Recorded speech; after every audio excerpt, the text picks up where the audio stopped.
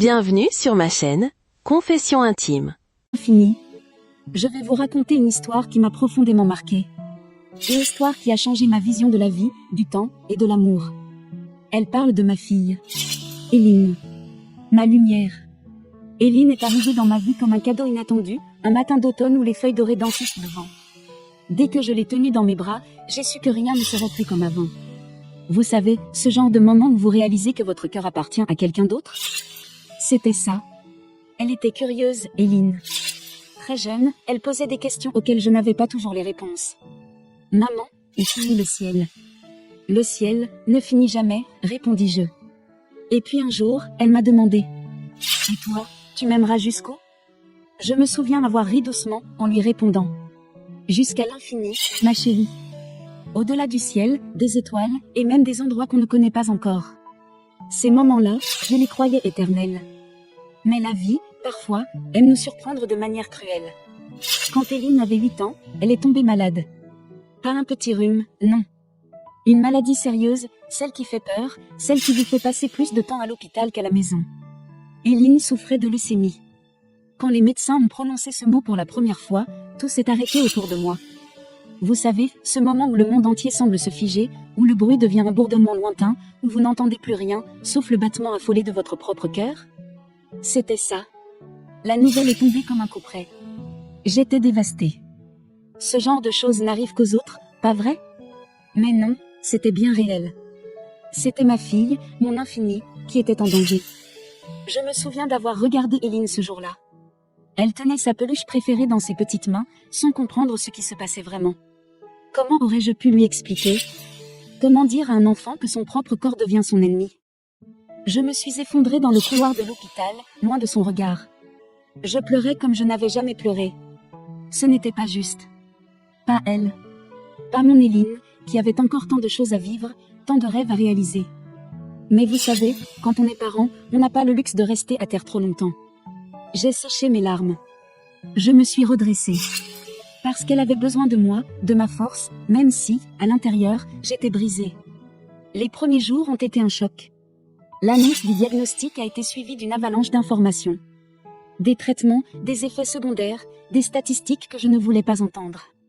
Le mot chimio est devenu familier, tout comme ces rendez-vous interminables où je devais feindre d'être calme alors que mon cœur battait à tout rompre.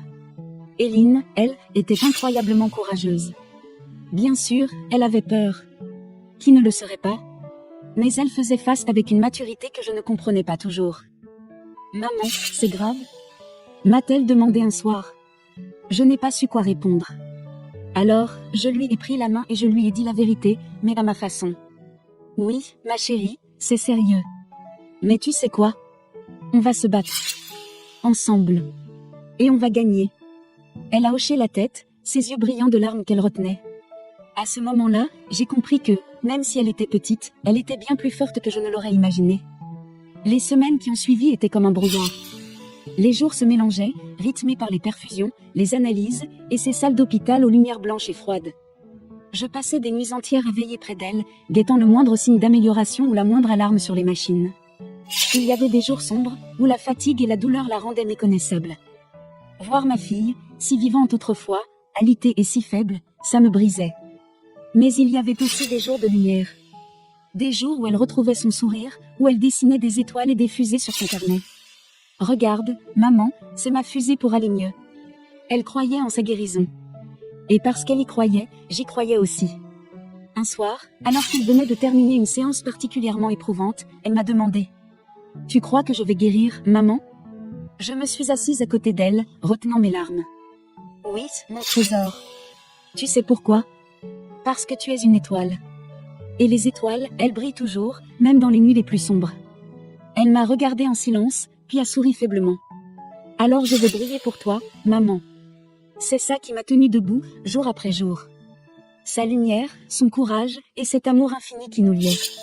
Je savais que quoi qu'il arrive, Éline était mon univers, et que je me battrais pour elle jusqu'à mon dernier souffle. Je me sentais impuissante. Vous savez ce que c'est, l'impuissance ? C'est comme essayer d'attraper de l'eau avec les mains, mais elle vous échappe à chaque fois. Mais je ne pouvais pas flancher. Pas devant elle. Alors, chaque soir, même quand j'avais peur, je me posais près de son lit, et je lui racontais des histoires. Je l'emmenais dans des mondes imaginaires. Je lui disais, Éline, ferme les yeux. Imagine que tu es dans une fusée. Elle décolle. 3, 2, 1, et te voilà au milieu des étoiles. Elle écoutait, un sourire faible sur les lèvres, et elle répondait, tu sais, maman, un jour, je verrai vraiment ces étoiles. Et je répondais, tu les verras, ma chérie. Je te le promets. Les mois ont passé. Il y a eu des moments où j'ai cru que je la perdais. Mais elle s'accrochait, mon Éline. Elle avait une force en elle que je ne comprenais pas toujours, mais qui m'inspirait. Et puis, un jour, les médecins ont dit ces mots que je n'oublierai jamais. Elle va mieux. Mieux. Vous imaginez? C'était comme si le monde entier avait repris sa couleur, comme si le ciel redevenait sans fin. Quand nous sommes rentrés à la maison, Éline était différente. Plus forte, plus déterminée. Elle disait souvent, « Maman, tu crois qu'on peut vraiment toucher l'infini ?» Et moi, je souriais, parce que je savais qu'elle n'arrêtait jamais de rêver. Les années ont passé. Éline a grandi, et elle n'a jamais cessé de croire en ses rêves. Aujourd'hui, elle est astronaute. Elle explore des mondes dont je n'aurais jamais osé rêver. Et parfois, elle m'envoie un message depuis ces endroits incroyables. Maman, de l'infini de l'espace. Je t'aime toujours. À chaque fois, je souris. Parce que je sais qu'Éline, et restera toujours, mon infini. Alors, si je devais vous laisser une leçon de tout ça, c'est celle-ci. L'amour, le vrai, c'est comme l'univers. Immense, sans limite, et parfois, il nous emmène plus loin qu'on ne l'aurait jamais cru. Je vous vois sourire, et ça me rassure. Parce que je sais que, vous aussi, vous avez des infinis qui comptent pour vous. Gardez-les près de votre cœur. Toujours. Ma fille, mon infini n'était pas qu'un titre. C'était une vérité, une promesse. C'était Confession intime. Là où des vérités se murmurent, les secrets deviennent des récits. N'oublie pas de mettre un j'aime et de partager.